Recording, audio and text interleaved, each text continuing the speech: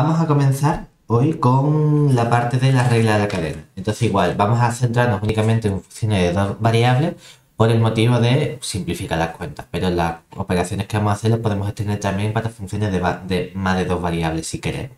Lo que pasa es que, bueno, salen un poquito más feas las cuentas y todos los procesos. Entonces, comenzamos con la regla de la cadena.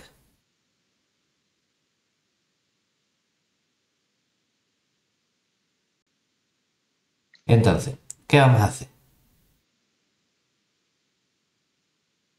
Aquí decimos, bueno, pues sea f una función que puede ir de R2 o de un subconjunto suyo, de R2 en R, diferenciable.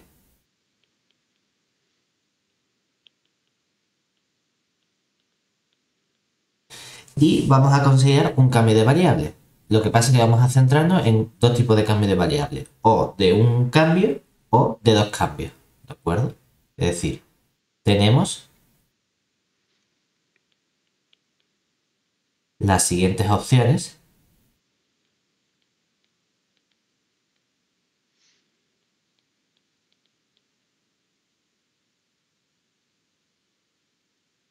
Para realizar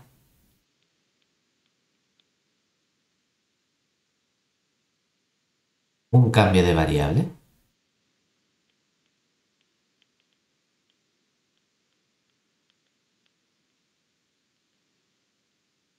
La primera opción, ¿cuál sería? La primera opción sería que hacemos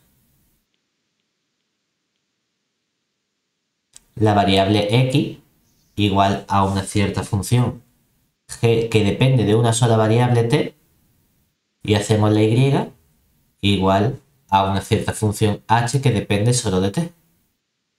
Claro, entonces, cuando yo cambio la función f, ¿qué ocurre? Que la función f que dependía de x e y, ¿qué le va a pasar? Como la x depende de t y la y depende de t, en realidad mi función ahora solo depende de la variable t, ¿verdad? Entonces, si yo quiero calcular la derivada de la f respecto de t, que sería derivada respecto de t, y ponemos la de normal y no la de cursiva, porque solo hay una variable ahora, que es la letra t, ¿verdad? Pero esto, tenemos que tener en mente que en realidad f era una función que inicialmente dependía de dos variables, por lo tanto el cambio de variable nos dice que podemos coger la f y derivarla como función que depende de x y parcialmente respecto de la x, y multiplicamos aquí por la derivada de la x respecto de la t.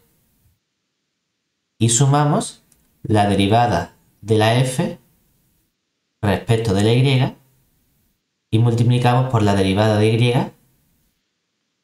respecto de la t. ¿De acuerdo? Esto es lo que nos está diciendo la regla de la cadena. ¿Vale?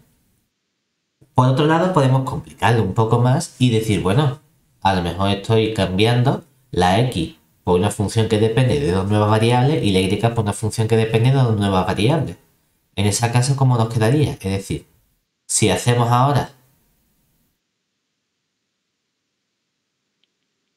que la x dependa de una función g que depende, por ejemplo, de t y de s, y la y también es una función h que depende de t y de s, entonces, ¿qué ocurre? Claro que en ese caso, ahora ya mi función f depende de dos nuevas variables, que no van a ser la x ni la y, sino van a ser la t y la s.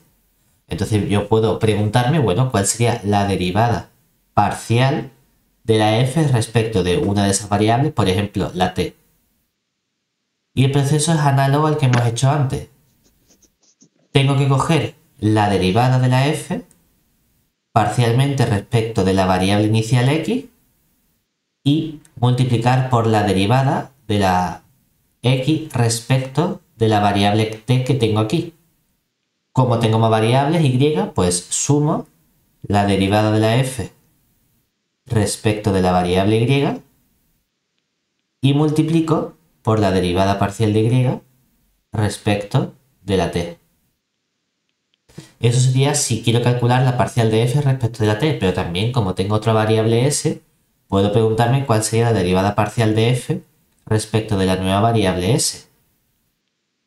Y esto nos da el mismo proceso anterior, pero intercambiando la t con la s, es decir, sería la parcial de la f respecto de la x y derivamos la variable inicial x respecto de la nueva variable s y sumamos la parcial de la f respecto de la y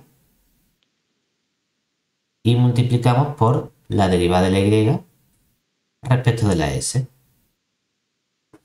¿Se entiende el proceso? Si hubiese más de dos variables, lo único que tendríamos que hacer es extender este proceso. Imagínate que fuese una función f que va de R3 en R. Pues lo único que tenemos que hacer es aquí sumar más la derivada de una f respecto de la z, la derivada de la z respecto de la t y así de forma sucesiva.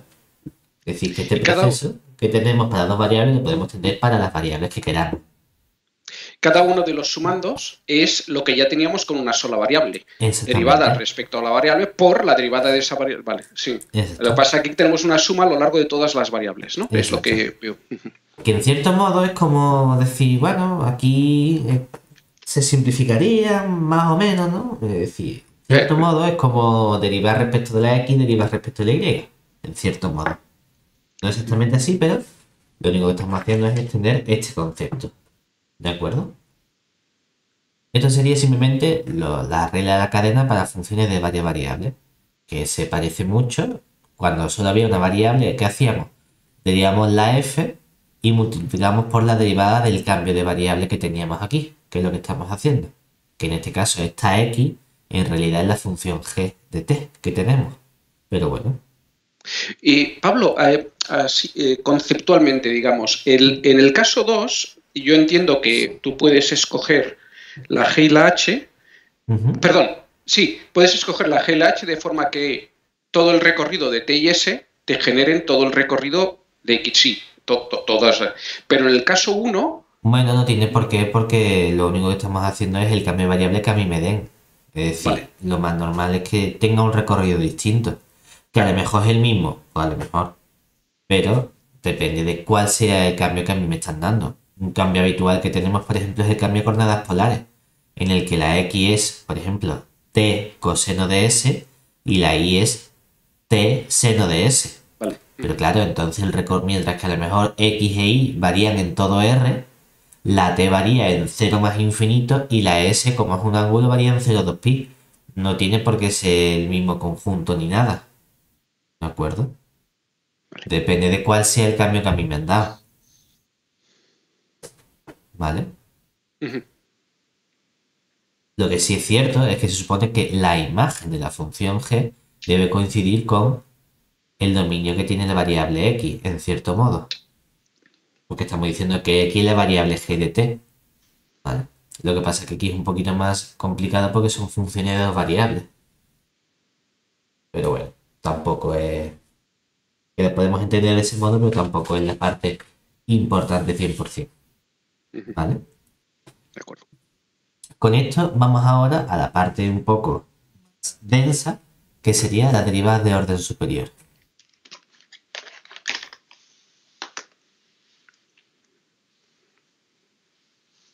¿Vale?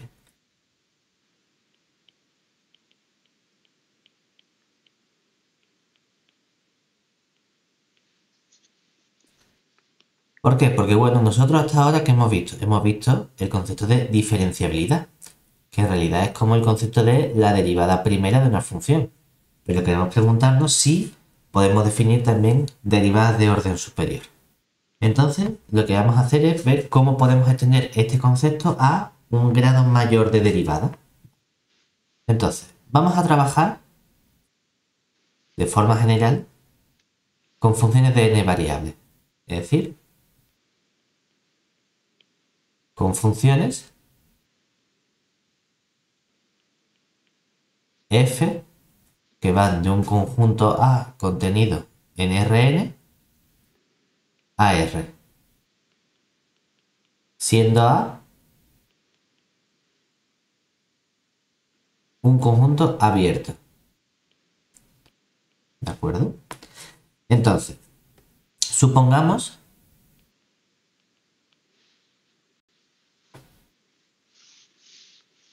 que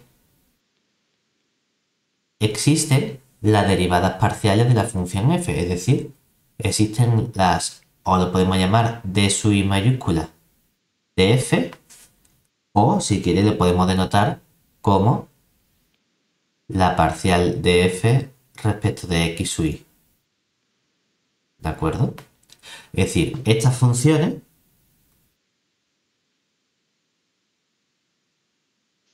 son de nuevo funciones, es decir, parcial de f respecto de x sub i es una función que va también de a contenido en Rn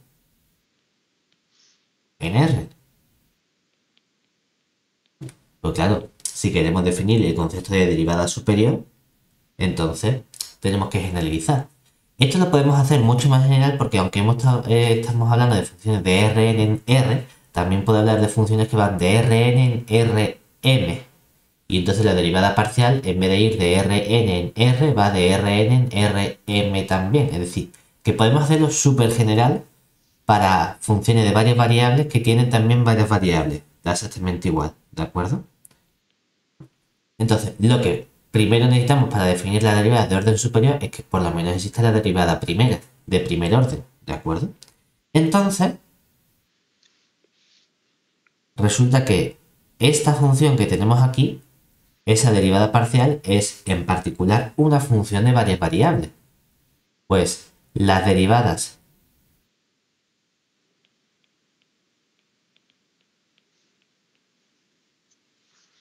parciales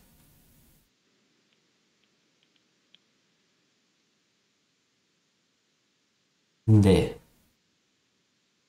la función parcial de f respecto de x sub i se llaman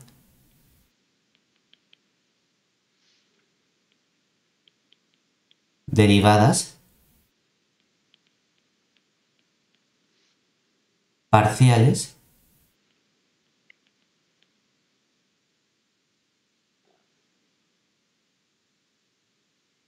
de segundo orden.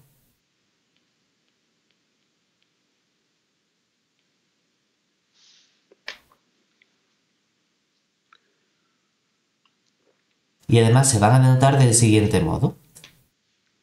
Podemos poner, o bien si queremos utilizar la notación con la D mayúscula, sería D mayúscula sub j, ¿de quién? De la función que es la D mayúscula sub i, de la función f, ¿verdad? En un cierto punto x, que le vamos a poner un vector abajo para indicar que no es el punto x, sino el que tiene la componente x1, x2, x3 hasta x sub n. Claro, esto en realidad lo solemos denotar, para no tener que escribir dos veces las d's, lo que estamos diciendo es que precisamente la d sub j, i de la función f en el punto x.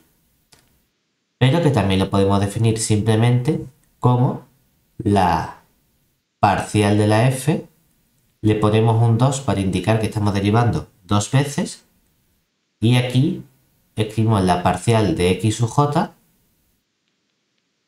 y aquí escribimos parcial de x sub y en el punto x. Es decir, que esto en realidad, ¿quién es? Es derivar respecto de x sub j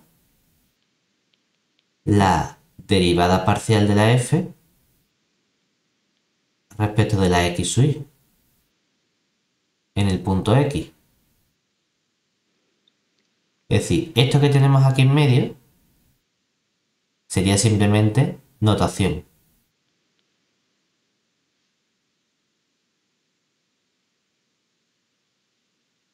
Mientras que esto que tenemos aquí es precisamente la definición. Es la derivada de la j de la derivada y, o la derivada respecto del x sub j de la derivada respecto del x sub y.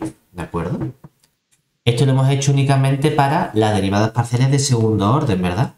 Pero podemos extenderle este razonamiento y definir las derivadas parciales del orden que queramos. Es decir, por inducción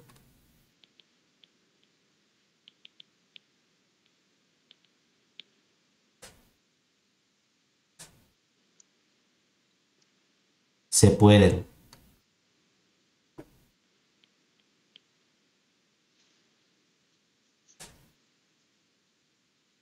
definir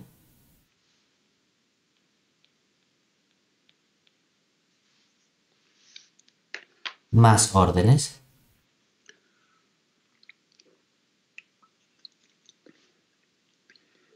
Es decir, puede definir las derivadas de orden 3, las derivadas parciales de orden 4, las derivadas parciales del orden que nosotros queramos. ¿De acuerdo? Simplemente diciendo quién sería la derivada parcial de orden 3. Sería coger las derivadas parciales de la función derivada parcial de segundo orden. ¿De acuerdo? ¿Se entiende ese proceso? Sí. Esto sería para definir lo que son las derivadas parciales. Y entonces, claro, igual que a la hora de definir el concepto de diferenciabilidad, usamos las derivadas parciales en la definición, resulta que en el concepto de diferenciabilidad, pero de orden superior, también vamos a usar las derivadas de orden superior que hemos introducido aquí. ¿Vale? Entonces, una pregunta, Pablo. dime. Perdona. Has hecho un comentario sobre por qué ponías la rayita abajo, que no he Sí. pillado el comentario. O sea, Bueno, eso es únicamente porque si a lo mejor simplemente escribo X, sí. pienso que es la letra X, una variable. Pero en Vale, realidad vale. esta X es la variable o el punto X1, según Vale, la sí, componente es X2, y así hasta que llegamos al X(n).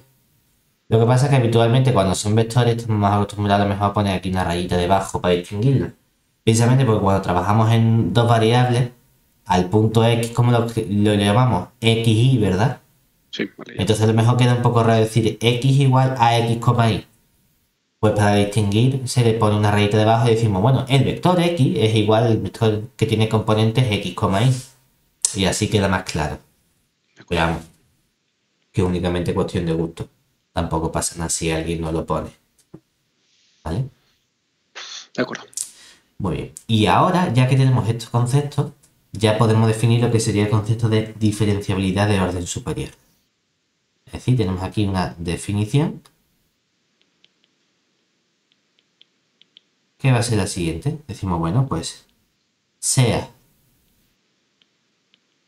f una función que va de a contenido en Rn en R. Vamos a trabajar en R primero y luego vamos a ver cómo se puede extender esa definición a Rm. ¿De acuerdo? Donde A es un abierto y tenemos un cierto número natural. Es decir, si es verdad que no me gustaría coger el P como número natural porque normalmente pensamos en P como un número primo, pero como estamos casi siempre usando las N y las R, bueno, en realidad vamos a ponerlo de otro modo. En vez de poner una P, vamos a poner una K. Si K es un número natural, ¿de acuerdo? Con K mayor y estricto que 1. ¿Por qué más estricto que 1? Porque vamos a definir la K diferenciabilidad. Y la 1 diferenciabilidad ya la conocemos. Es la definición de diferenciabilidad que hemos visto previamente. ¿De acuerdo? Entonces, se dice que la función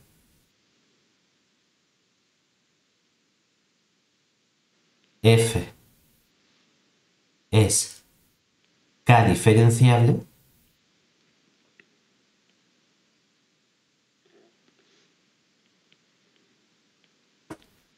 en un cierto punto A perteneciente a si existen las derivadas parciales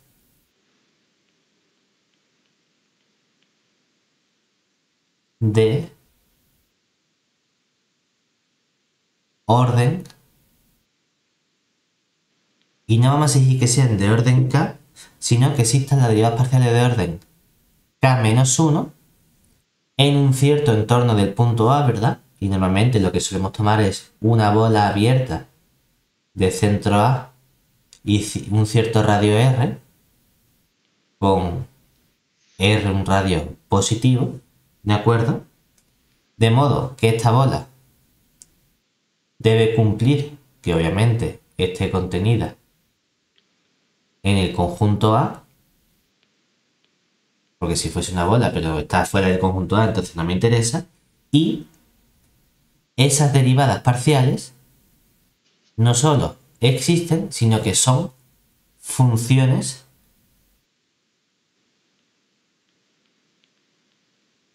diferenciables.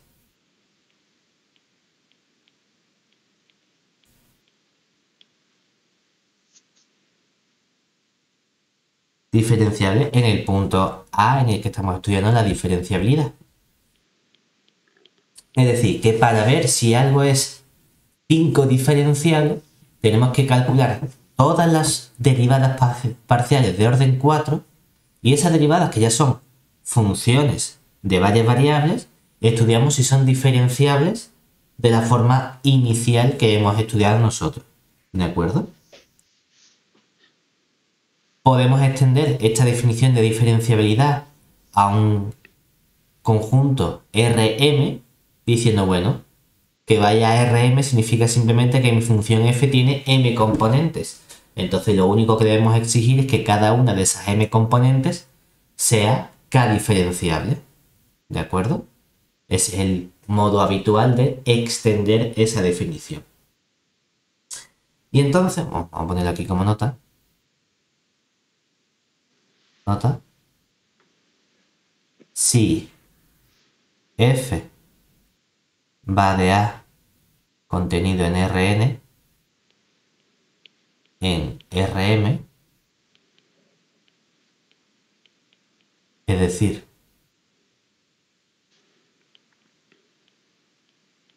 si yo puedo expresar la función f como una función que tiene m componentes, f sub 1, f sub 2, hasta f sub m, entonces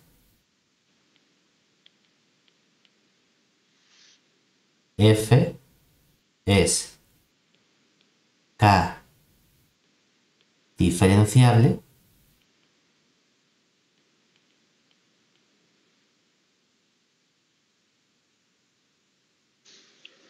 si cada función f sub i lo es.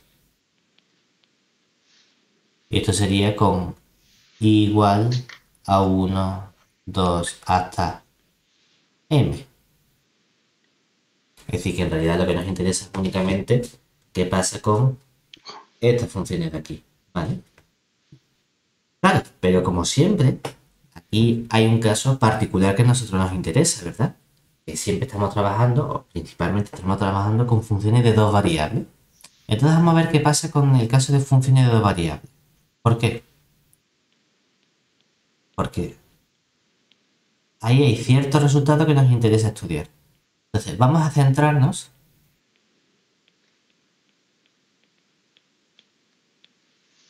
en el caso de funciones f que van de un abierto A contenido en R2 en R. ¿De acuerdo? Porque normalmente lo que a nosotros nos interesa es decir qué pasa con las derivadas cruzadas. Es decir, las derivadas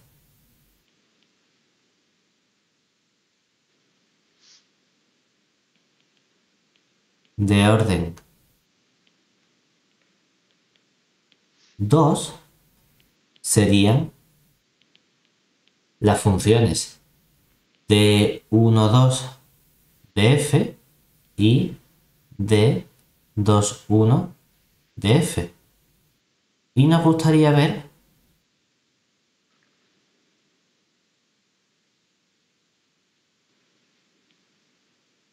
bueno, no solo estas,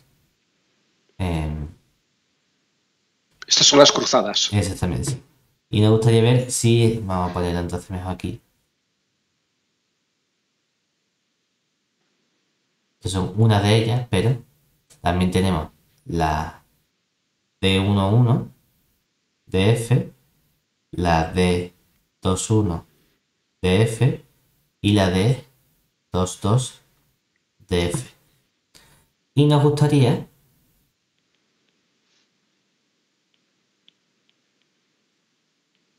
ver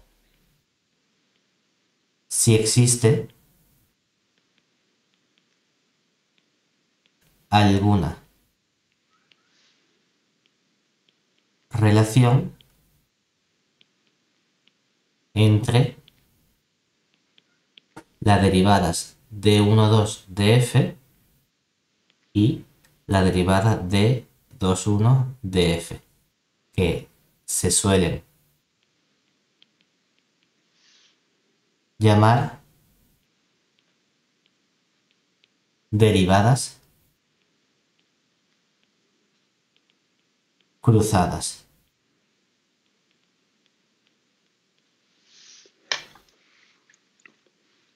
Y para ello vamos a tener esencialmente dos resultados. Uno que quizás desconozcamos un poquito más, que es un teorema, que es debido a Hefter-Young.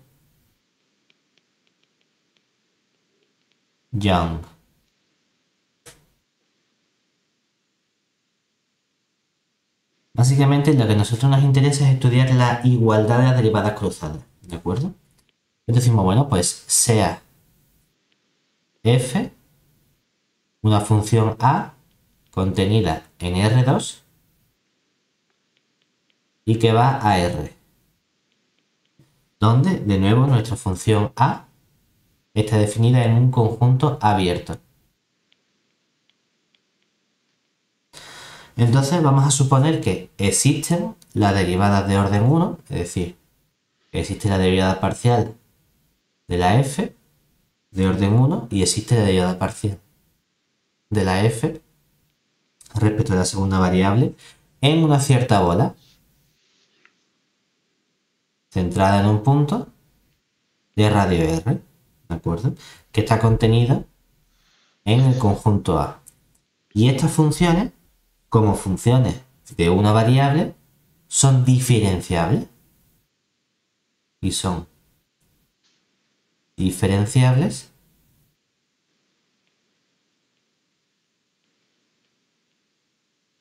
en A. Si son diferenciables en A, entonces resulta que las derivadas cruzadas coinciden en el punto, es decir, la derivada 1, 2 de la f en el punto A coincide con la derivada 2, 1 de la f en el punto A. En realidad, si nos fijamos, el teorema de Hefter-Young que está diciendo únicamente esta primera parte de definición, que tenga una función que va de A contenida en R2 en R abierto, que existe la derivada de orden 1 en una bola y como funciones de varias variables sean diferenciables en el punto, lo que nos está diciendo es que f es una función 2 diferenciable. Es decir, toda esta parte de aquí lo que nos está diciendo en realidad es la definición de f es 2 diferenciable.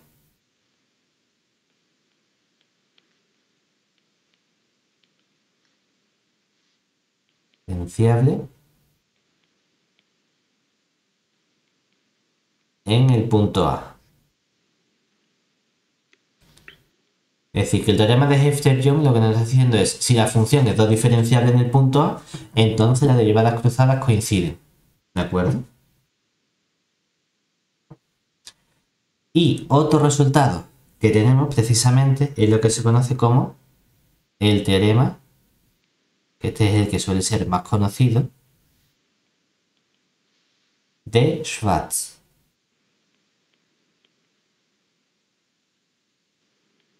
¿Qué nos dice el teorema de Schwarz?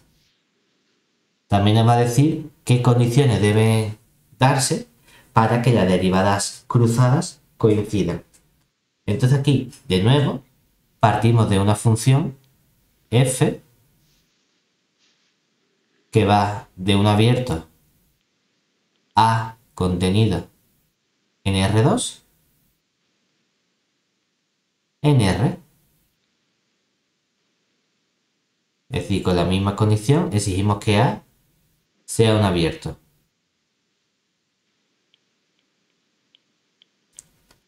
Solo que ahora no solo vamos a exigir que exista la derivada de orden 1, sino que vamos a exigir que exista la derivada de orden 1 respecto de la primera variable, la derivada de orden 1 respecto de la segunda variable y que exista también la derivada de segundo orden de la primera variable y la segunda de la función f, ¿de acuerdo?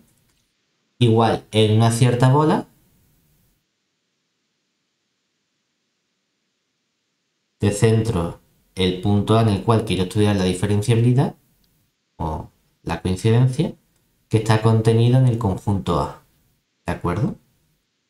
Y exigimos que esta derivada de segundo orden de la variable 1 de la variable 2 sea continua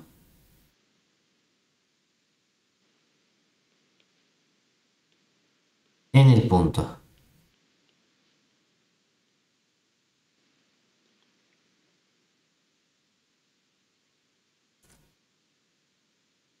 ¿De acuerdo? Pues entonces, si tenemos continuidad de esa derivada de segundo orden, ¿qué podemos afirmar? Precisamente que las derivadas parciales cruzadas van a coincidir. Es decir, existe la derivada parcial de segundo orden 2, 1 de f en el punto A y se tiene que esta derivada de segundo orden 2, 1 de f en el punto A coincide precisamente con la derivada 1, 2 de f en el punto A. ¿De acuerdo? Esto sería precisamente lo que se conoce como el teorema de Schwarz. ¿Hasta ahí bien? Perfecto. Vale. O sea, son distintas condiciones. Distintas condiciones. Una condición exige que existan solo las derivadas parciales de primer orden, pero que ambas, como funciones de dos variables, sean funciones diferenciables. La segunda condición, que es el teorema de Schwarz, lo que exige es debe existir una de las derivadas parciales de segundo orden y esa tiene que ser continua como función de varias variables. Exige un poco menos porque no exige diferenciabilidad, ¿verdad? Vale. No exige diferenciabilidad de las funciones de una variable, o sea, de las derivadas de primer orden, pero exige existencia de una derivada de segundo orden y su continuidad. Entonces, bueno, pues son distintas condiciones. Vale. Una trabaja con diferenciabilidad de la derivada primera y la otra trabaja con la continuidad de la derivada segunda. ¿De acuerdo? Solamente con una de ellas. Entonces, pues bueno, aquí ya depende de lo que más le guste a uno. Pero eso no es teorema, es decir, es posible que para una función a lo mejor verifique las condiciones de un teorema pero no las del otro. Y viceversa. Es decir, puedo tener a lo mejor una función que verifica las condiciones del teorema de Hefner-Young pero no verifica las condiciones del teorema de Schwarz, o al revés. ¿De acuerdo? No tienen por qué darse las dos simultáneamente. Esto nos lleva precisamente a un concepto de lo que sería la derivada de orden 2, como tal, esa 2 diferenciabilidad. Porque igual que decimos para las funciones de una variable, tenemos un concepto de derivada de orden 1 que es la matriz jacobiana. El tema es que para matrices de varias variables vamos a tener que centrarnos únicamente en las funciones de Rn en R. Es decir, sea f una función que va de A contenido en Rn en R. De modo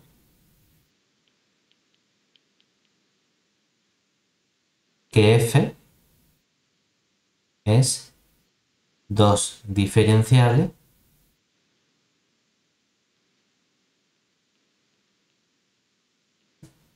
en el punto A perteneciente a. ¿De acuerdo? Se define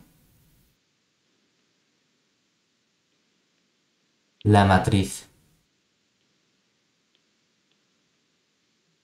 hessiana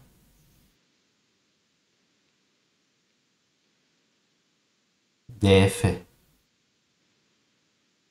en A como solemos denotarlo mediante una h sub f del punto A, y lo que estamos haciendo es precisamente coger la función f y estamos derivando dos veces. Primero derivamos respecto, aquí realmente derivamos dos veces respecto a la variable x1, entonces por abreviar, en vez de poner parcial de x1 suele escribirse parcial de x1 al cuadrado. Ahora el siguiente componente es derivar dos veces la f, ¿verdad? Había derivado inicialmente respecto de x1 y ahora derivo respecto de la variable x2. Y así seguimos de forma sucesiva hasta que llegamos a la última componente, que sería he derivado una vez respecto de x1 y vuelvo a derivar pero respecto a la variable xn. La siguiente componente, ¿qué sería? La siguiente fila sería coger la derivada segunda de la f parcial, he derivado una vez respecto de x2 y derivo ahora respecto de x1. Segunda componente sería la derivada segunda de la f, pero derivo dos veces respecto de la x2, es decir, pongo esto al cuadrado. Y así hasta que llego a la última componente, que sería la derivada segunda de la f respecto de la x2 y vuelvo a derivar respecto de la xn. Y así hasta que llego a la última fila, que sería la derivada segunda de la f, comienzo derivando respecto de xn y vuelvo a derivar respecto de x1. Derivo dos veces la f, una vez respecto de xn y aquí respecto de x2, hasta la última componente, que sería derivar las dos veces respecto a la variable xn. ¿De acuerdo? Y todo esto, hay gente que pone aquí entre paréntesis punto A, hay gente que lo pone aquí fuera.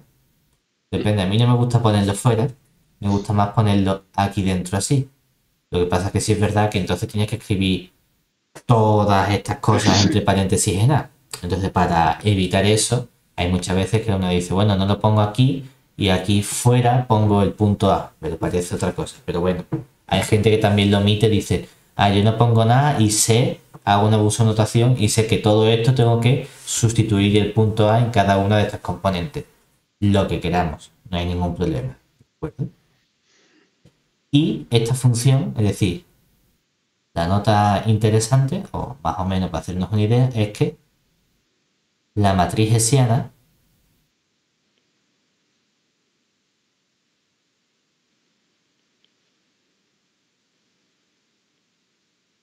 H sub f de A o H sub f juega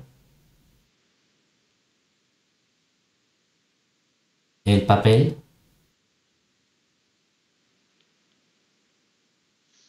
de, vamos a ponerlo entre comillas, la derivada segunda de la función f, ¿de acuerdo? Esto lo veremos más adelante cuando estudiemos los extremos relativos, pero lo que quiere decir con el papel de la derivada segunda es que esta matriz es la que nos va a dar la misma información que nos daba a nosotros inicialmente la derivada segunda cuando trabajábamos con los extremos relativos de una función de una variable, en el sentido de el comportamiento de carácter de mínimo o máximo. Pues esa determinación de que algo sea un mínimo o un máximo que hacíamos con la derivada segunda, lo vamos a tener que hacer ahora a través de la matriz hessiana de la función. En ese sentido es en el que la matriz hessiana juega el papel de la derivada segunda. ¿Vale? No solo eso, sino que también la matriz hessiana nos va a servir a nosotros para definir o para estudiar el polinomio de Taylor. Vamos a hacerlo un poco más general de lo que estamos acostumbrados a verlo, porque normalmente no se define el polinomio de Taylor de forma tan general como vamos a hacer nosotros. Pero, como podemos, pues vamos a hacerlo un poquito mejor de lo que se suele hacer.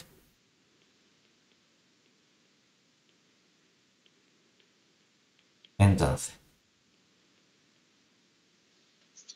polinomio de Taylor. ¿Qué vamos a hacer? Vamos a hacerlo más general, es decir, sea f, de nuevo una función que va de a contenido en Rn, y decimos más general porque normalmente es para siempre para R2, pero vamos a hacerlo para Rn, y luego vamos a ver el caso particular de R2 en R, ¿de acuerdo? Una función que exigimos que sea k veces diferenciable.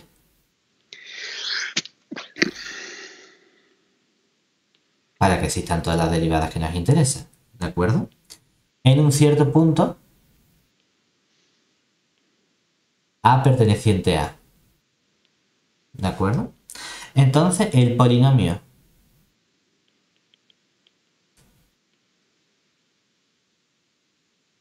de Taylor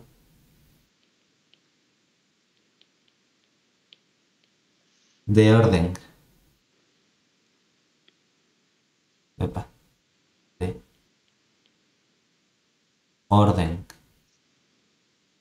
K en el punto A perteneciente a viene dado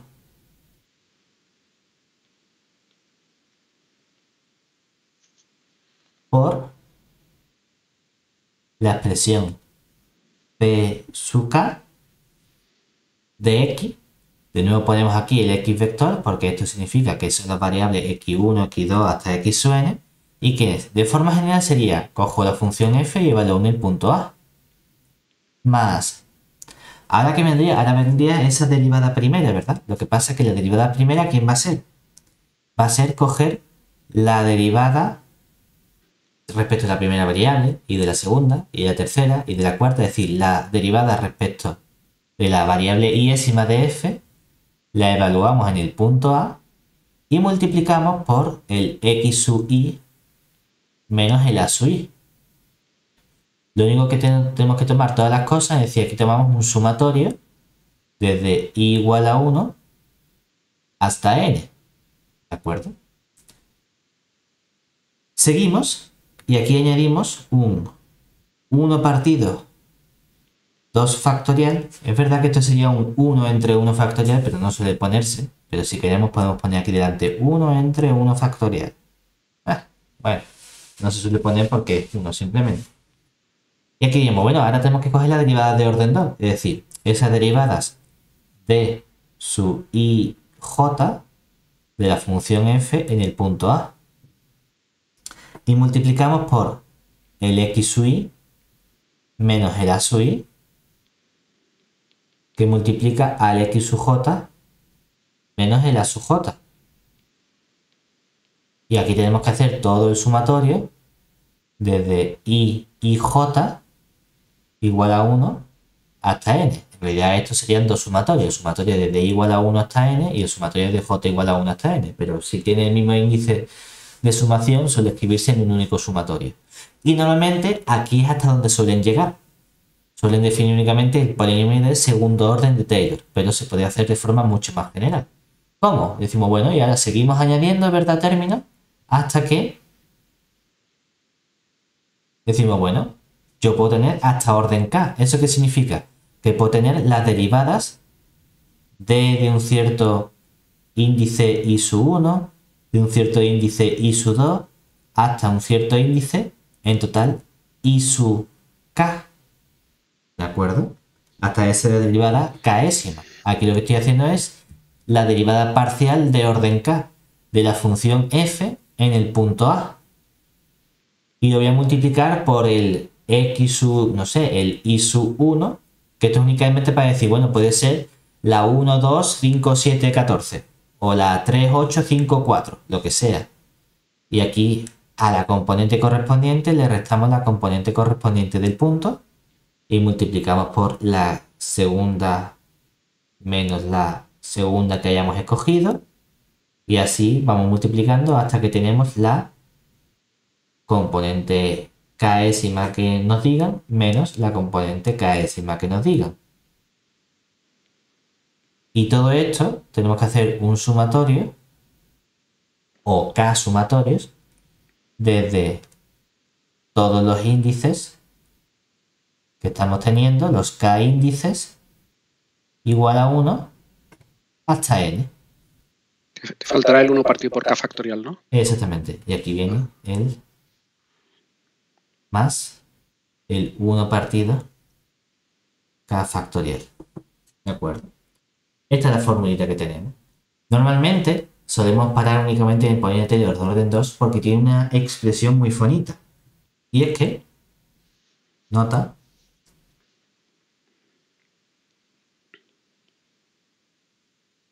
para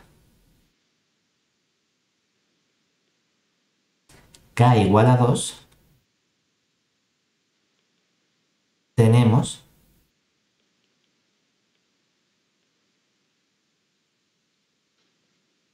la siguiente expresión. Y es que el polinomio de Taylor de segundo orden también una función que va de Rn en R. Eso nos da exactamente igual. Pero resulta que se puede expresar de forma simplificada del siguiente modo, como la función f en el punto A. Pero si nos fijamos, si la función va de Rn en R, ¿verdad? Y aquí estamos sumando la componente 1 por el x1, la componente 2 por el x2, la componente 3 por el x3, ¿verdad? Cuando sumamos multiplicaciones, ¿qué elemento me da la primera componente, la segunda componente, la tercera componente de las derivadas parciales? El vector gradiente, ¿verdad? Gradiente. Es decir, que aquí en realidad lo que tenemos es coger el vector gradiente de la función f en el punto A y lo estamos multiplicando escalarmente por el vector punto x menos el punto A. Es decir, esta expresión que aparece aquí no es otra cosa que esta expresión así simplificada de gradiente de f en el punto A. Mientras que aquí había algo que me daba toda la derivada de segundo orden de la matriz de la función f. Era precisamente la matriz hessiana, ¿verdad? Entonces aquí aparece un 1 partido 2 factorial. Lo único que tengo que tener en cuenta es que si yo pongo aquí la matriz hessiana de la f en el punto A, hombre, esto técnicamente es una matriz. Entonces, no puedo poner aquí multiplico por x menos a al cuadrado, porque x menos a es un vector. No puedo poner x menos a al cuadrado, porque no estoy elevando el vector al cuadrado, ¿verdad? Para multiplicar una matriz tengo que multiplicar fila por columna. Normalmente estos vectores los solemos denotar siempre vectores por columna, pero bueno, tampoco pasa nada. Entonces lo que tenía que multiplicar aquí es por el vector x menos a. Y aquí multiplico por el x menos a traspuesta. Eso significa que técnicamente, en verdad yo debería poner aquí un traspuesto. Si interpreto que para mí todos los vectores son vectores columna, entonces, para que sea fila por columna, tengo que tener aquí un vector fila. Debería poner un traspuesto, pero bueno, esto es apreciación formal, ¿sabes? Tampoco pasa nada. Pero tengo que escribirlo de este modo, como el x menos a por la matriz hessiana por el x menos a, porque no tiene sentido que yo escriba x menos a al cuadrado, porque son vectores. Igual que aquí tengo una operación propia, que es el producto escalar, debo poner las cosas de forma correcta para multiplicarlas como una matriz. ¿De acuerdo? Y entonces el polinomio Taylor de segundo orden tiene una expresión muy bonita. Claro, el problema es que yo puedo definirlo para el orden que me dé la gana, siempre y cuando la función sea diferenciable. Pero ya no tengo ese concepto bonito de una matriz. Para esta expresión de aquí, esto es una matriz o algo, no puedo dar esa expresión, pero sí puedo calcularla de forma analítica utilizando estos sumatorios y las derivadas de orden késimo, hasta el punto en el que a nosotros nos pidan. Es decir, que puedo calcular sin problema el polinomio de Taylor de orden 3 y el de 4 y el de 5, siempre y cuando pueda calcular las derivadas parciales de orden 3, 4, 5. ¿Se entiende?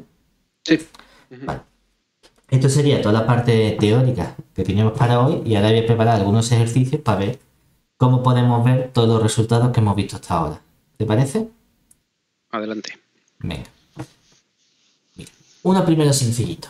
Aquí nos dan una función de dos variables. Ya volvemos prácticamente al terreno habitual que son cosas de dos variables.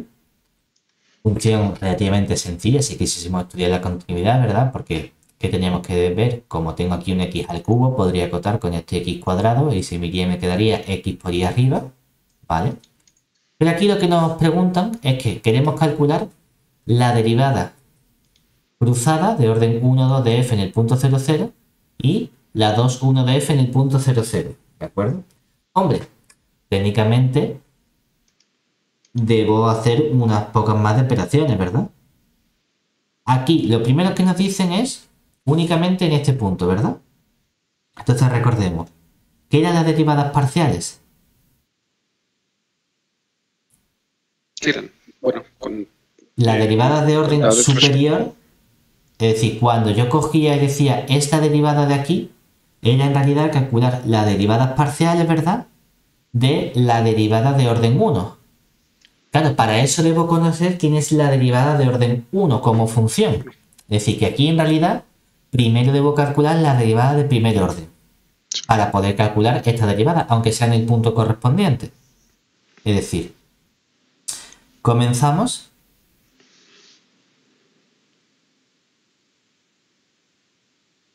hallando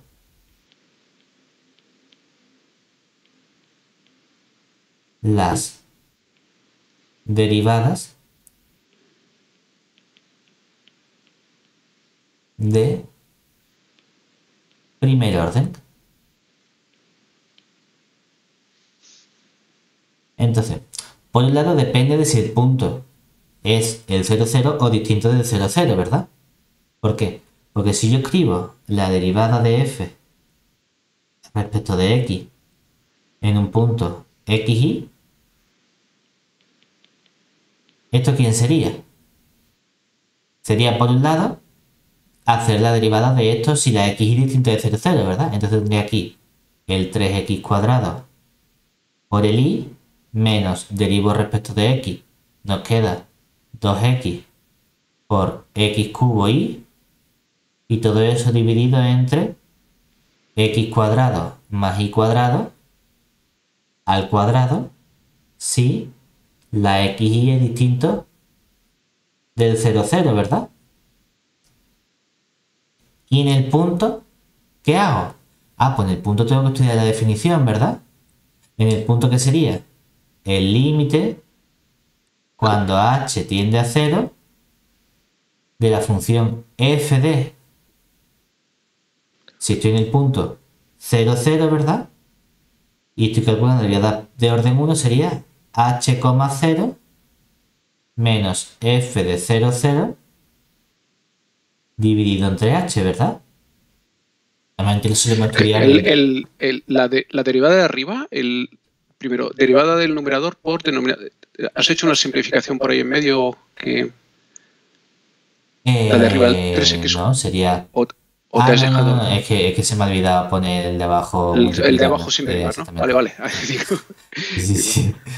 Que he dicho aquí falta el x cuadrado más y cuadrado. Vale.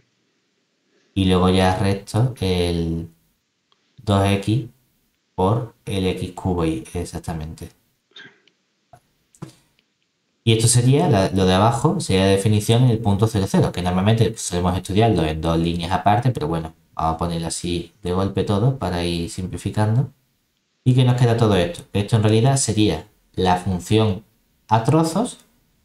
Esto de aquí, bueno, podríamos intentar simplificar porque es verdad que si desarrollo este paréntesis, aquí tengo x cuadrado por x cuadrado es x cuarta que multiplica ahí, y aquí tengo x por x al cubo es x cuarta. Entonces 3 menos 2 me quedaría un x cuarta ahí,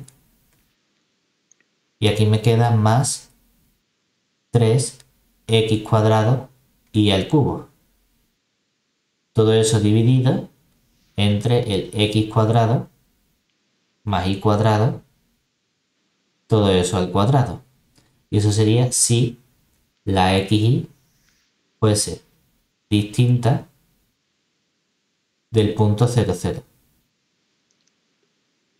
Pero en el punto 0, 0, cuando estudie la definición, ¿verdad? Que me queda que f de h0, como arriba tengo una y multiplicando, sería h al cubo por 0, que es 0, dividido entre algo distinto de 0, 0 menos 0 es 0, o sea que me queda que esta función sería 0, ¿verdad?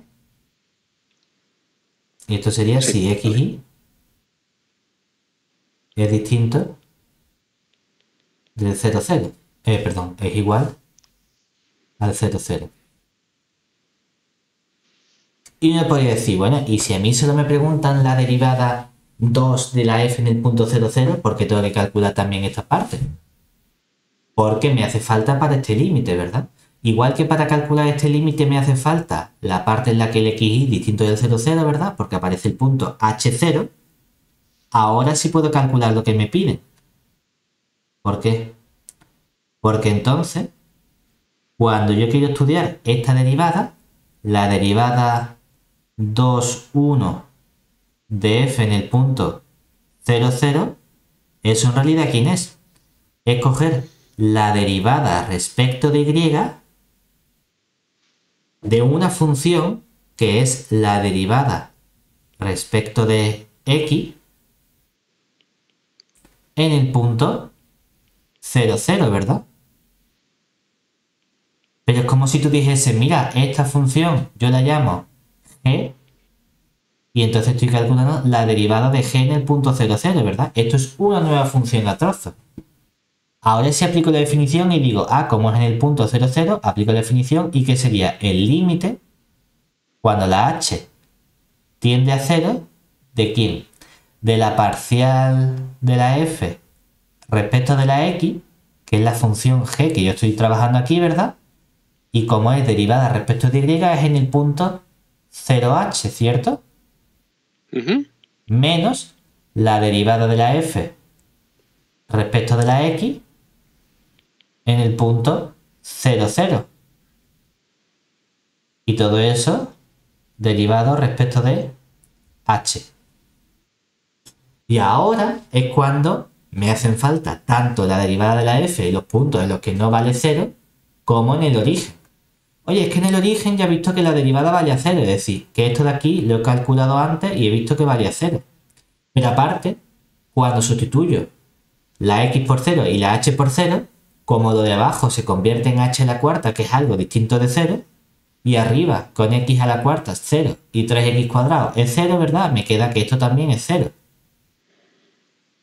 Por lo tanto, 0 menos 0 sería 0, 0 entre h sigue siendo 0 y el límite de la constante 0 me sale que es también 0. ¿Vale? Pero he tenido que calcular la derivada primera completa para poder utilizar el límite de la derivada segunda. ¿De acuerdo? Vale.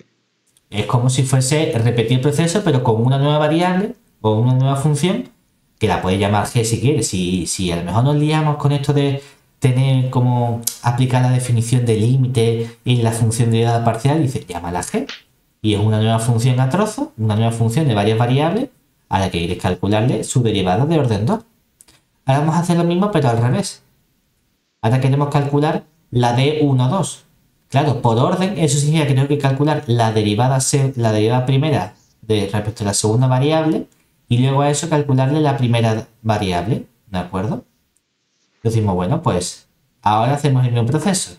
Es decir, análogamente,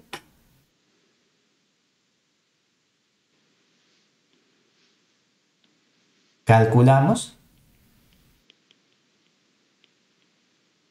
quién sería la parcial de la f respecto de y en un punto xy.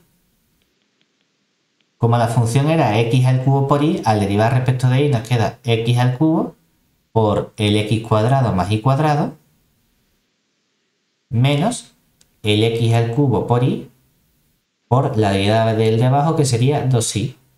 Y todo eso dividido entre x cuadrado más y cuadrado, todo ello al cuadrado, si el punto xy fuese distinto del 0, 0.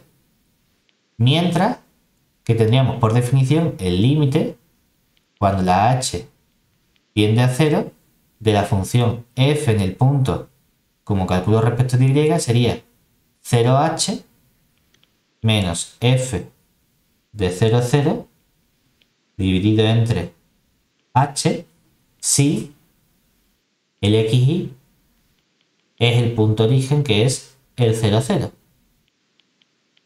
Claro, ¿qué nos va a dar todo esto? Si simplificamos, decimos, bueno, aquí ¿qué puedo simplificar? Puedo simplificar la parte del y cuadrado, porque aquí tengo x cubo 2y cuadrado y aquí tengo un x cubo y cuadrado. Es decir, que esto me quedaría como un x a la quinta menos 2x cubo y cuadrado, que se me significa con 1 y me queda entonces simplemente 1 restando. ¿Vale? Y todo eso dividido entre el x cuadrado más y cuadrado, todo ello al cuadrado. Esto sería para los puntos xy distintos del 0, 0. Y por otro lado, cuando aplicamos el límite, claro, como la función tenía un x cubo por y, la f en el 0, 0 vale 0, x cubo por y, ¿qué nos quedaría? Si lo queremos poner así una vez completamente desarrollado, sería el límite cuando h tiende a 0, de aquí de la función 0 al cubo por h entre 0 al cuadrado más h al cuadrado menos f en el 0, 0 que me han dicho que valía 0 y todo eso dividido entre h. Pero 0 al cubo 0, 0 por lo que sea 0, dividido entre algo distinto de 0, todo esto nos queda que es precisamente 0. Si el punto xy es el 0, 0. Ahora ya tengo lo que me hace falta para calcular lo que me piden. Es decir, ya puedo calcular quién sería esa derivada 1, 2 de la f en el punto 0, 0. Porque esto no es otra cosa que calcular la parcial respecto de x de una función que es la derivada de f respecto de y en el punto 0, 0. Como es en el punto 0, 0, utilizo la definición de límite, es decir, nos quedaría el límite cuando h tiende a 0. ¿De qué función? De la función que tengo aquí dentro, ¿verdad? Que sería la función parcial de f respecto de y en unos puntos menos parcial de f respecto de y en el punto, como me piden en el punto 0, 0, aquí resto la derivada en el 0, 0. Como me pide la derivada parcial de x, añado 1 por h a la componente x, que sería 0 más h, sería simplemente h, y la segunda componente sería un 0. Y todo eso lo divido entre h. Claro, mismo razonamiento que hemos hecho en este límite. La parcial de f en el 0, 0 vale 0, o sea que todo esto de aquí desaparece. Y cuando estoy en un punto que no es el 0, 0, como son los puntos h0, ¿qué pasa ahora? Claro, que ahora hay que tener cuidado, ¿verdad? Porque fíjate que ahora en esta expresión ya no se me va a simplificar. ¿Ahora qué me queda? Ahora me queda el límite cuando h tiende a 0. ¿De quién? Como la y vale 0, es verdad que aquí un y al cuadrado se me va y me queda simplemente x quinta, ¿verdad? Pero la x quinta es la h. Es decir, aquí me quedaría h a la quinta entre. ¿De aquí qué me queda? H al cuadrado, todo eso al cuadrado sería h a la cuarta, ¿verdad? Y todo eso dividido entre h. ¿Pero eso cuánto vale? Eso es el límite. Si lo simplificamos estos castillitos de fracciones, lo que nos queda aquí precisamente es h a la quinta entre h a la quinta. Que eso vale 1, ¿verdad? Antes de tomar límite. Luego nos queda que es 1. Anda. Aquí tenemos un ejemplo, por fin, en el que tengo una función donde las derivadas cruzadas no coinciden. No siempre tienen que coincidir, ¿verdad? Entonces... Pero, ¿por qué? ¿Cómo sabes que no coinciden? Bueno, sí, vale, era 0, vale, correcto, 0 y 1, sí. Hemos calculado una que valía 0 y la otra vale 1. Entonces, claro, aquí nos preguntaban también si la función podía ser 2 veces diferenciable en el origen, ¿verdad? Y no lo será porque hay un teorema... Que es el de Hefter-Young, ¿verdad?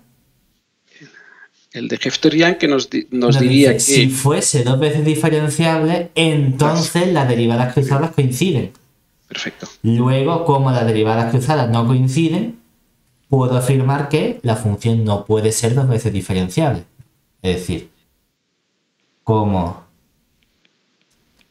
la derivada 1, 2 de f en el punto 0, 0 vale distinto de la derivada 2, 1 de f en el punto 0, 0, entonces, por el teorema de Hefter-Young,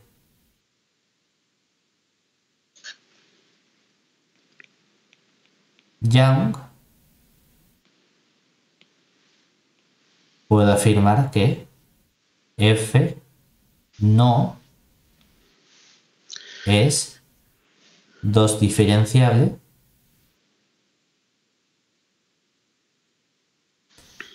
en el punto 0, 0.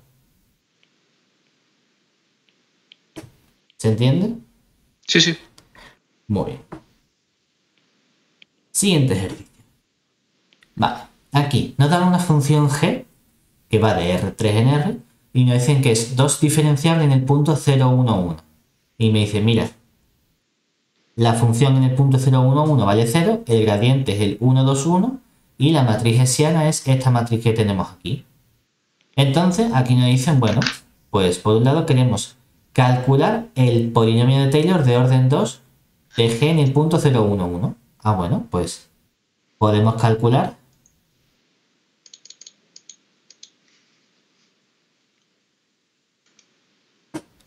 fácilmente ese polinomio de Taylor, ¿verdad? ¿Qué tenemos simplemente? Pues que el polinomio de Taylor de orden 2 en el punto 0,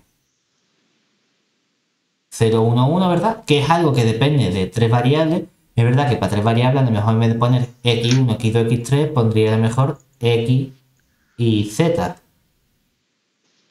Y diría, pues va a ser la función g en el punto 0, 1, 1 más el gradiente de la función g en el punto 0, 1, 1 multiplicado escalarmente por el punto x menos 0 y menos 1 z menos 1 más 1 partido 2 factorial y aquí viene el x menos 0 y menos 1 z menos 1 por la matriz hessiana de g en el punto 0, 1, 1 por, y aquí vendría el x menos 0 y menos 1 z menos 1.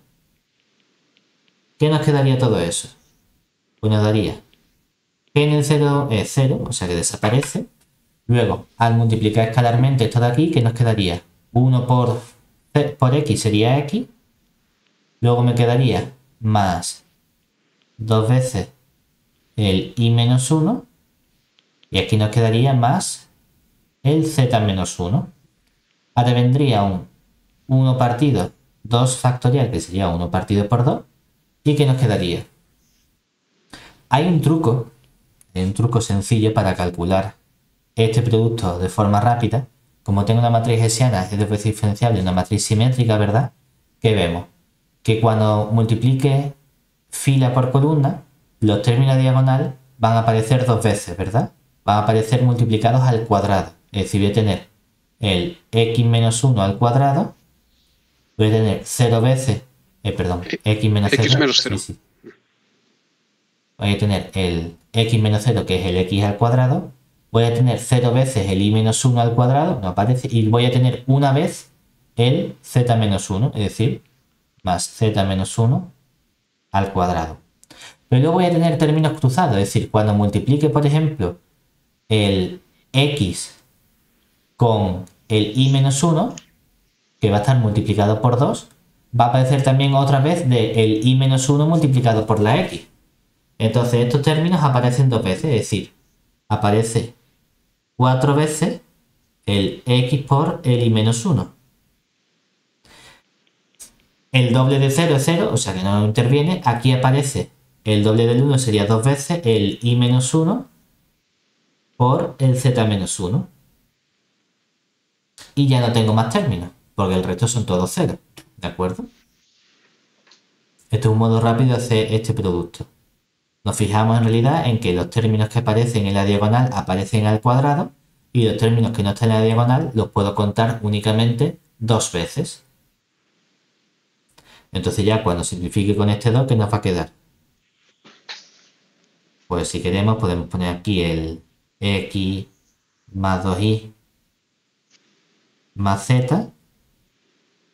Aquí tendría 2 por menos 1 se quedaría un menos 3.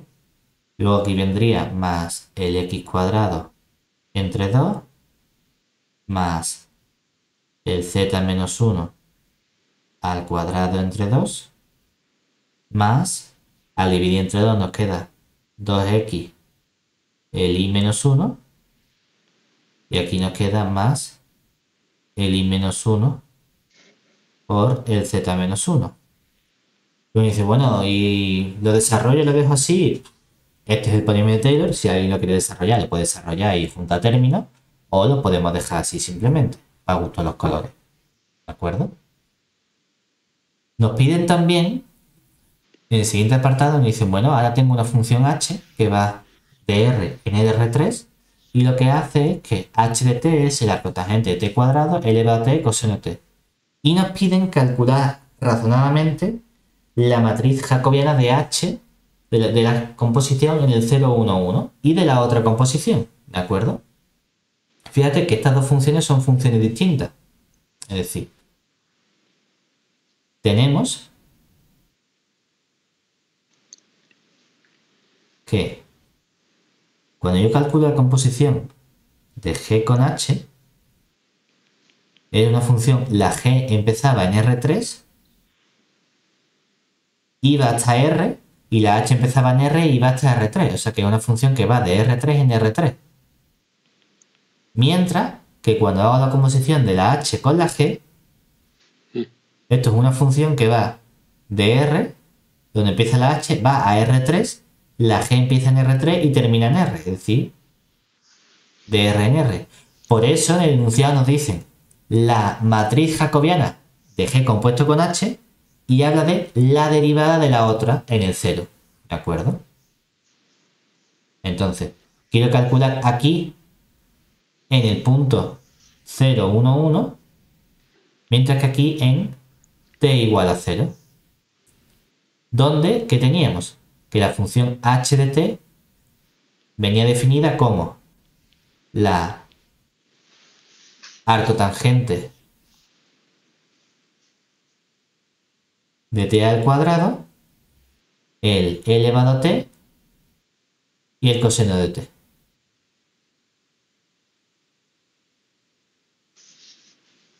Entonces, ¿cómo podemos calcular nosotros la matriz jacobiana en el punto 0, 1, 1? ¿Qué podemos hacer ahí? Eso será producto de, pues por regla de la cadena. Exactamente, es decir, podemos usar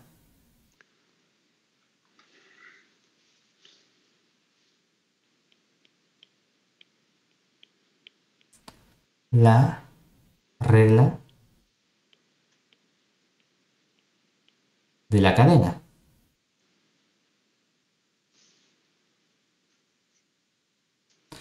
Porque en realidad, ¿aquí qué estamos haciendo? Estamos diciendo, la t es una función que depende de una variable, ¿verdad? ¿Y qué estamos haciendo aquí? Aquí Entonces, estamos haciendo lo contrario. claro, ¿aquí qué tendríamos? Cuando Aquí primero quiero- hago la G, luego hago la H, y en el otro primero hago la H, luego la G. Claro, cuando quiero calcular esta matriz jacobiana de la función composición de G con H, en el punto 0, 1, 1, ¿qué tendría que hacer? La diferencial de H en G de 0, 1, 1 por la diferencial de G en 0, 1, 1, ¿no? Exactamente. De la H en el G de 0, 1, 1 por la diferencial de la G en el 0, 1, 1. Claro, esto lo conozco. Porque ¿esto quién es?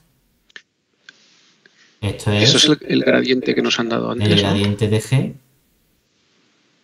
en el 0, 1, 1, ¿verdad? Sí. Oye, ¿y esto de aquí qué es? Porque claro, G de 0, 1, 1, ¿quién es en realidad? Es un punto, ¿verdad? Es el Sí. punto 0. ¿Y esto diferencial de H qué es? Esto en realidad es simplemente la H' en el 0. Pero teniendo en cuenta que H' es el vector H', es decir, H' de t sería derivar componente a componente. Es decir, nos quedaría para el arco tangente, aquí vendría un 2t dividido entre el 1 más t a la cuarta, luego vendría el e elevado a t y luego vendría la derivada del coseno que sería menos el seno. ¿Vale? ¿Y eso qué significa? Que esto nos da entonces un vector que ¿qué vector es? El vector, cuando lo vamos en el 0, 0, 1 y el seno de 0 vale 0, ¿verdad? Por, ¿y aquí quién viene? El gradiente que sería, viene el gradiente 1, 2, 1. 1, 2, 1. Ojo, porque esto no es un producto escalar, es un producto como matrices, ¿de acuerdo? Entonces, esto en realidad, si quiero ser preciso, tengo que poner aquí un traspuesta porque esto es el 0, 1, 0. ¿De acuerdo? Es decir, que aquí bueno, realmente, exactamente. Esto, cuando lo multiplico, ¿qué me quedaría? Me quedaría la matriz fila por columna sería 0 por 1, 0, 0 por 2, 0, 0 por 1, 0, ¿verdad? Luego vendría fila por columna el 1, 2, 1 y luego vendría 0 por lo que sea, sería el 0, 0, 0. ¿De acuerdo? Esto sería la matriz jacobiana de esta función d. Análogamente, no exactamente la misma cuenta, pero con la misma idea, podemos calcular la derivada. Solo que ahora que tendríamos. Ahora sí quiero calcular, cuando hago la composición de h con la g, si puedo escribir si quiero simplemente una prima en el punto 0. Porque esto del mismo modo que sería derivar la g en el punto h de 0, ¿verdad? Claro que sería como la derivada de g, pero evaluada en el punto h de 0 por la h' de 0. ¿Y qué nos quedaría esto? Esto no es otra cosa que el vector gradiente donde En h de 0, donde h de 0 lo hemos calculado antes. 0, 1, 0. exactamente. No, h de 0, no h'. Ah, perdón, sí. Esto es que era la h' en el 0. Sí, tienes razón. Vale. ¿Aquí qué nos quedaría? Nos quedaría precisamente el punto 0, 1, 1. Porque h de 0 sería el cotangente de 0, que es 0, elevado a 0, que es 1, coseno de 0, que es 1. 0, 1, 1, sí. ¿Y entonces qué nos queda? Nos queda el vector gradiente, que sería el 1, 2, 1. Y esto sí es multiplicado escalarmente con la h', que ¿qué vector es? El 0, 1, 0 que hemos calculado antes, ¿verdad? Uh-huh. ¿Y entonces qué nos queda? 0, 2, 0, pues nos queda que la derivada vale 2. 2. ¿Entiendes? Sí. Muy bien. Siguiente ejercicio. Uno completito. ¿Uno qué?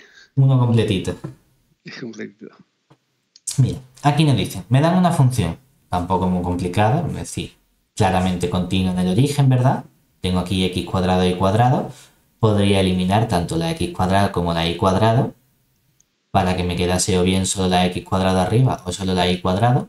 O incluso podría utilizar el otro truco, decir, el 1 entre x cuadrado y cuadrado lo puedo acotar por 1 entre 2 veces valor absoluto de x por y, y así arriba me quedaría un valor absoluto de x por un valor absoluto de y, que en cualquier caso me sirve también para la continuidad. Lo que queramos.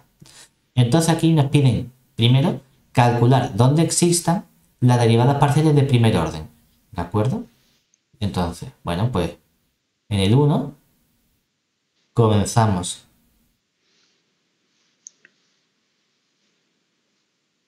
calculando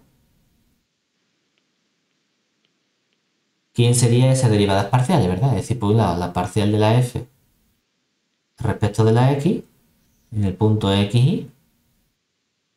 ¿Qué nos quedaría? Si derivamos respecto de x, nos queda un 2xy cuadrado que multiplica a x cuadrado más y cuadrado menos un x cuadrado y cuadrado que multiplica a un 2x. Todo eso dividido entre el x cuadrado más y cuadrado al cuadrado. Y esto sería si el xy es distinto del 0, 0. Mientras que tendría un límite cuando h tiende a 0 de la función f de h0 menos f de 0, 0 dividido entre h si la xy es igual al 0, 0. Claro, pero ¿esto qué me da? Esto me da precisamente cuando simplifico esta parte de aquí arriba, ¿qué me quedaría? Si me fijo en que tengo 2x al cubo y cuadrado, cuando multiplique el 2xy cuadrado por el x cuadrado me queda también 2, se me simplifica restando, ¿verdad? Y me va a quedar únicamente el término 2x y al cubo, todo eso dividido entre el x cuadrado más y cuadrado, todo ello al cuadrado. Y eso sería si la xy es distinta del 0, 0. Mientras que en este límite, claro, la f del 0, 0 vale 0 porque me lo han dicho. Y en el punto h0, como tengo un y cuadrado multiplicando, 0 por el h al cuadrado es 0, desaparece. O sea que este límite vale 0 también. Antes de tomar el límite. Por lo tanto, el límite de la constante es también 0. O sea que la derivada parcial respecto de x existe en todos los puntos. Si es distinta del 0, 0, tiene esta expresión y en el 0 vale 0. Claro, análogamente, podemos decir si queremos por simetría. ¿Por qué por simetría? Porque si me fijo en la definición de mi función, está igual. Si cambio la x con la y me queda la misma función. Por lo tanto, cuando calcule la parcial de la f respecto de la y, me va a quedar exactamente lo mismo, solo que intercambiando los papeles de x y. Es decir, que vamos a tener la función 2i x al cubo entre el x cuadrado más y cuadrado, todo eso al cuadrado, si la función o si el punto xy es distinto del 0, 0.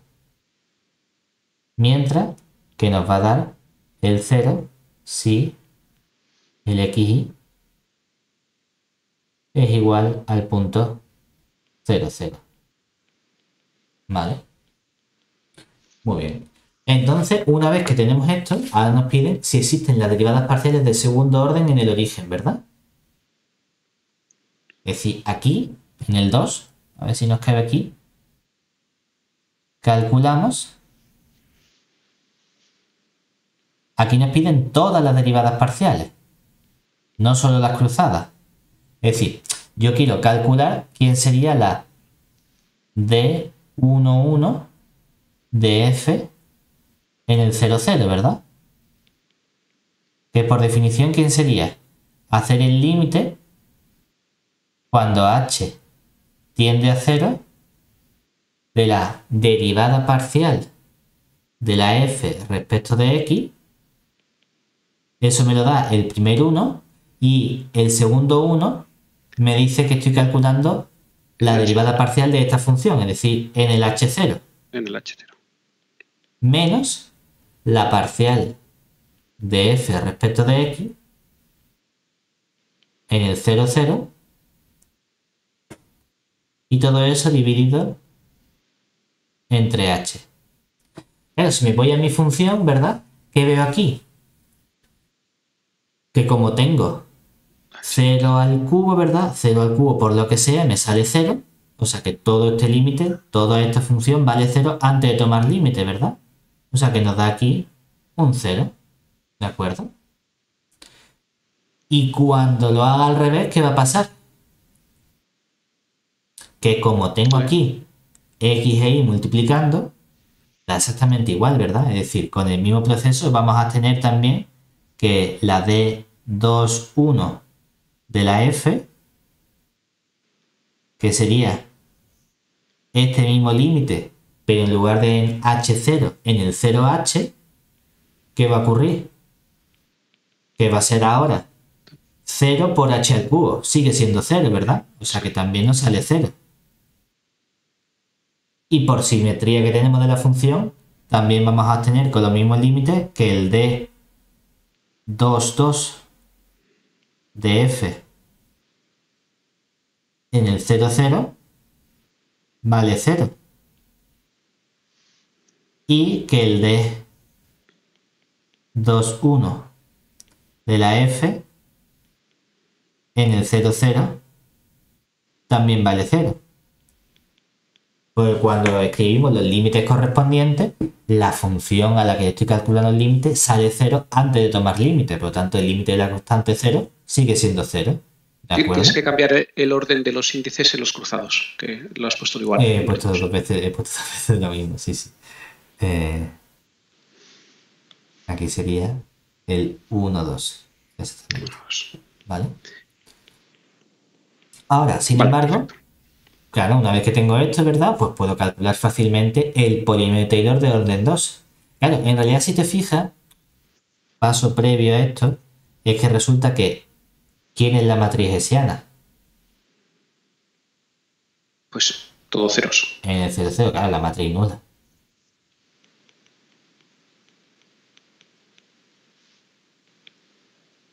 Bueno, a ponerla como matriz. Sería la matriz 0, 0, 0, 0, ¿verdad? ¿Y quién es el gradiente? En el 0, 0.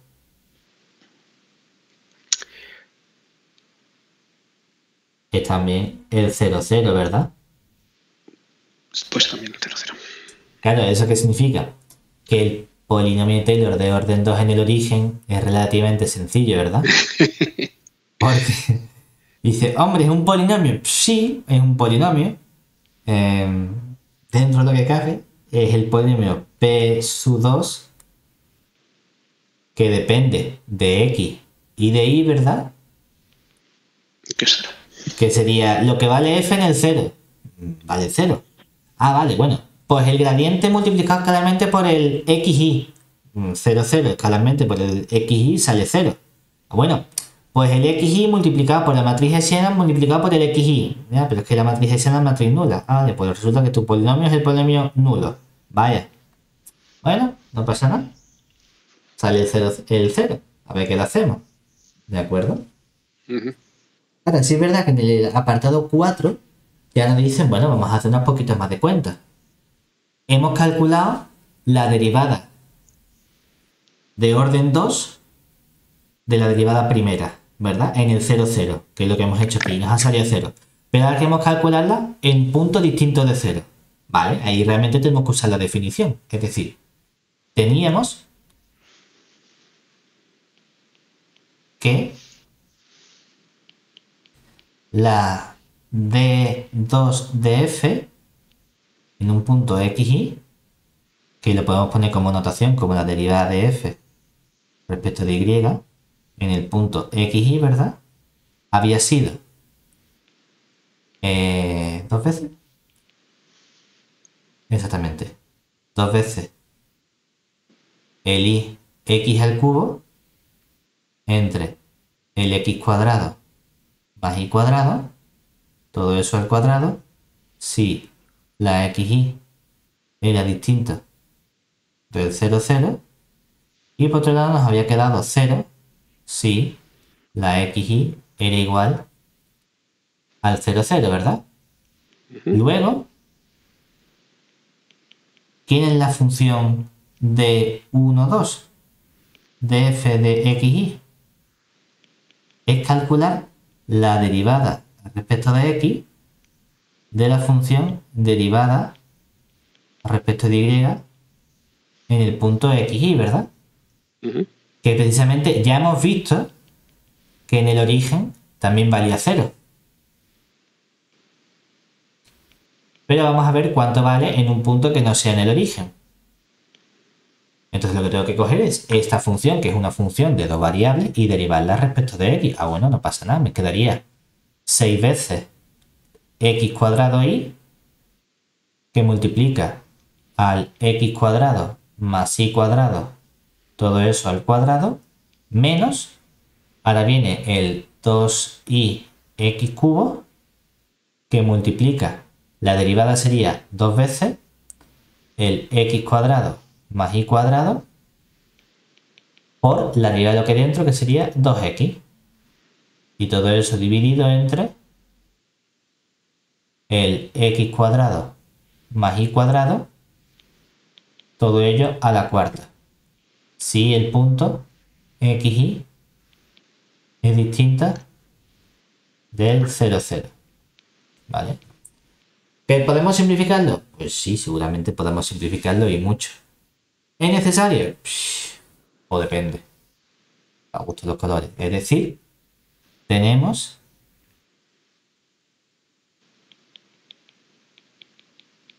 si el xy es distinta del 0, 0, ¿cómo quedaría esta expresión? Quedaría que la derivada 1, 2 de la f en el punto xy, ¿por quién viene dada? Si nos fijamos, como tengo aquí un x cuadrado más y cuadrado y aquí un x cuadrado y cuadrado, lo puedo sacar factor común y lo simplifico con uno de los que está dividiendo. Es decir, abajo me quedaría el x cuadrado más el y cuadrado, todo eso al cubo. Aquí me quedaría entonces un 6 y al multiplicar con un x cuadrado me quedaría 6x cuarta y más 6x cuadrado y al cubo. Menos, ¿qué nos quedaría? Nos quedaría aquí 2, 2, 2, 8 x cuarta y. O sea que simplificando, lo que tendría es un 6x cuadrado y al cubo menos 2 veces un x cuarta y. Y todo eso dividido entre el x cuadrado más y cuadrado, todo eso al cubo. ¿De acuerdo? ¿Qué más nos pedían a nosotros? Nos pedían ahora si f es 2 veces diferenciable en el origen. ¿Qué tenía que ocurrir para que f fuese dos veces diferenciable en el origen?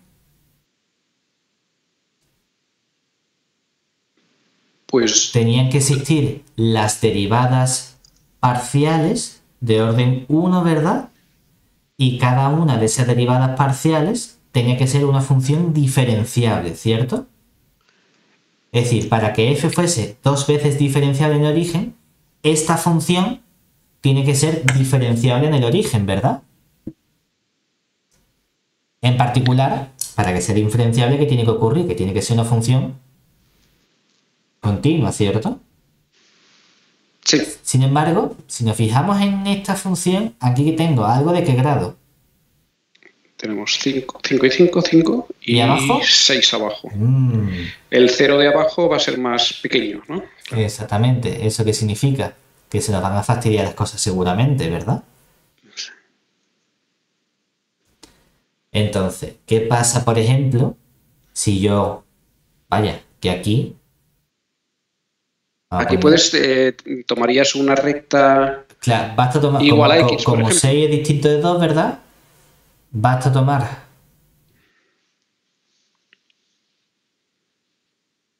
la dirección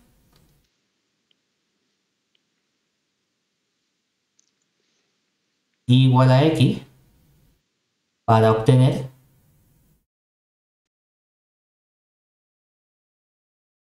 que el límite cuando x tiende al 0, 0 a través de y igual a x de la función derivada 1, 2 de f de xy, eso se convierte en el límite cuando x tiende a 0 de quién.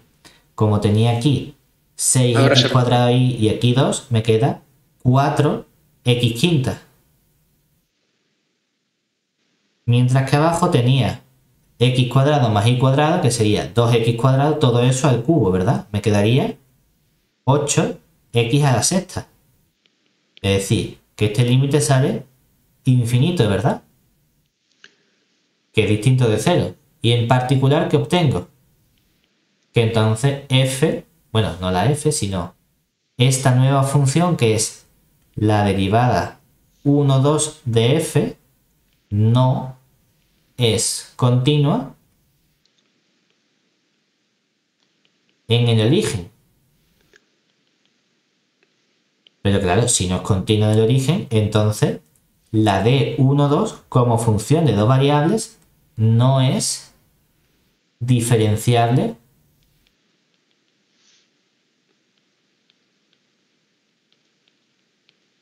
en el origen, ¿verdad? Pero si una de las derivadas parciales, perdón, aquí no es la de 1, 2, espérate, he hecho las cuentas con la que no era. Porra. Vale, espérate. No. Porque estoy estudiando la diferenciabilidad de la de 1, 2, es decir, todo esto está bien, pero lo único que les diría es que la función no es tres veces diferenciable. Pero tengo que estudiar con la derivada segunda y la derivada primera. Exactamente. Es decir, teníamos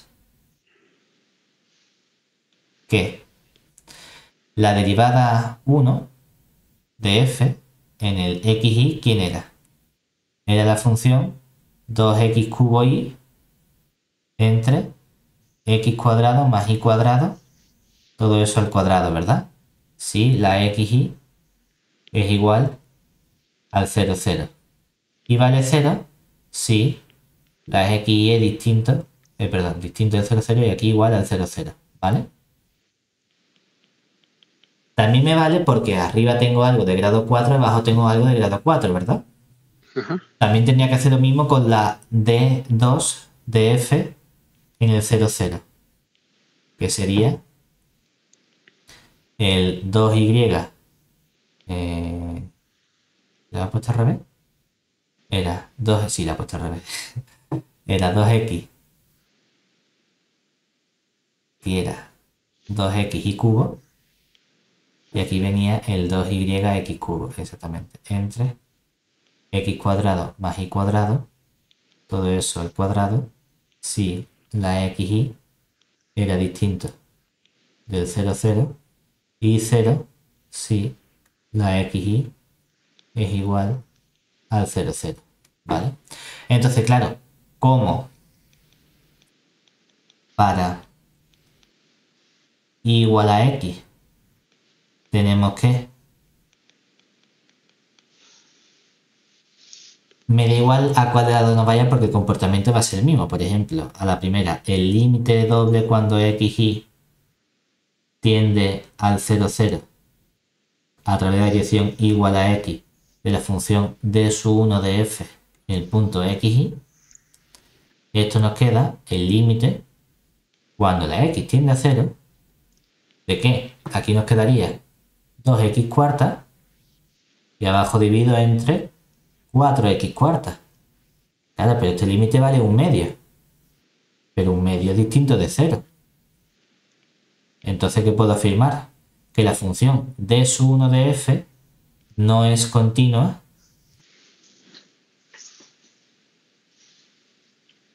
en el 0, 0. Pero claro, si esta función es continua en el 0, 0, entonces la d1 de f no es diferenciable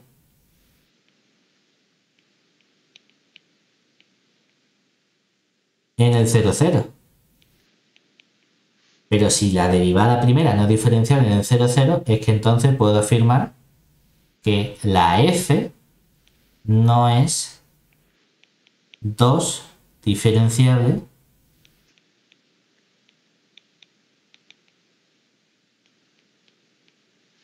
en el 0, 0. Vale. Oye, que lo mismo podría haber dicho al estudiar la derivada segunda, porque el comportamiento es el mismo.